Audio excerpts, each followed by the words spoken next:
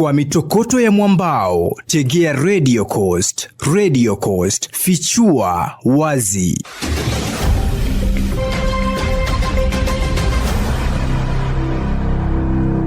Waziri wa madini Hassan Joho amesema chama cha ODM kitawasimamisha wagombeaji katika nyadhifa zote za kisiasa mwaka 2027 isipokuwa urais pekee.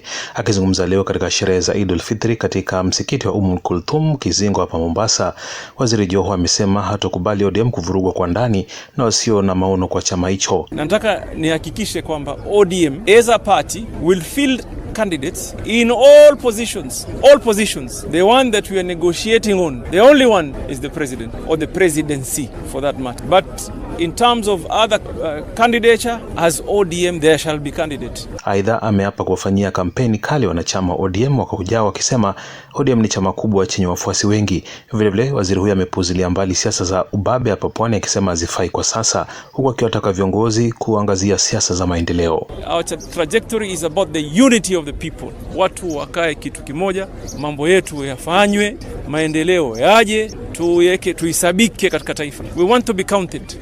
I keep saying that kuna watu wanaona wengine wetu, and I refer to, for example, the former deputy president who keeps saying that nyinyi wao ni wengi, sisi ni wachache.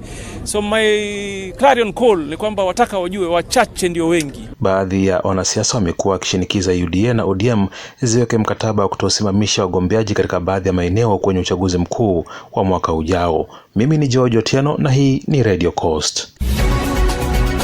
Mitokoto ya mwambao na Radio Coast. Radio Coast, fichua wazi.